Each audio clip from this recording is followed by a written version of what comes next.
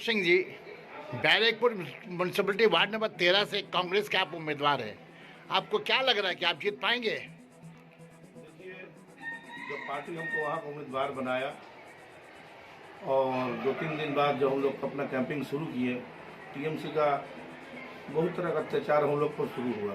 Banner फाड़ देना, हम लोग को दीवार छेक लेना, ट्रेडिंग देना। अगर बैरकपुर 13 नंबर वार्ड में अगर 2000 घर होगा तो हो सकता है कि 2-3 घर ही मैं बांट दिया हूँ।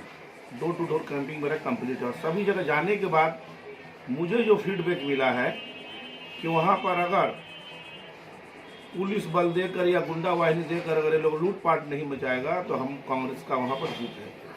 110% हम लोग आश्वस्त हैं, क्योंकि वो बहुत ही अच्छा वार्ड है। उस वार्ड में 2 फैक्ट्री पड़ता है, एक श्रम प्राइवेट जूट मिल, उसके बाद ब्रिटेनिया इंजीनियरिंग जो गवर्नमेंट का है। वहाँ के लोग बहुत अच्छे हैं, बहुत सीधे हैं, लेकिन उनको जो मिलना चाहिए था, जो बंगला बोला था प्राप्त हो, वो अभी तक उनको मिला नहीं है।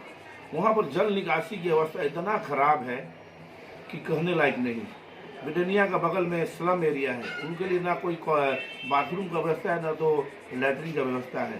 पानी की काफ़ी असुविधा है। जहाँ हम लोग जा रहे डर से बोल नहीं रहे, लेकिन वास्तव में तो थोड़ा सा पानी पड़ने से पूरा भर जाता है। देखिए, अभी भी आपने कहा कि लोग डर से मुंह खोल नहीं रहे, तो जो लोग डर से मुंह खोल नहीं रहे हैं, इलेक्शन में वो कैसे वोट देंगे? आप अपने मुखालिफ पार्टी, चाहे सीपीएम हो चाहे कांग्रेस हो, तृणमूल के खिलाफ।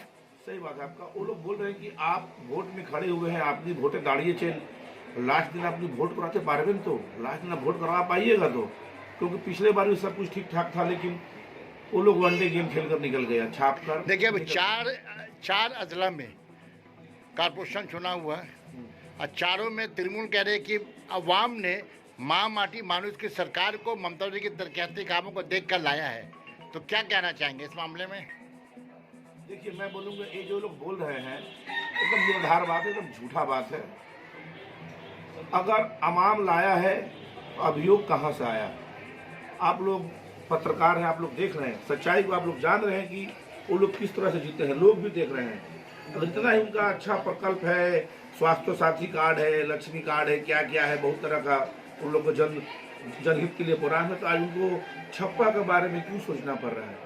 लूटपाट में यानी आपको ये उम्मीद, आशा, ये उम्मीद लग रही है कि ये वोट जो है पीसफुल वोट नहीं होगा? होगा ही नहीं, पीसफुल होगा। Sana medical hall,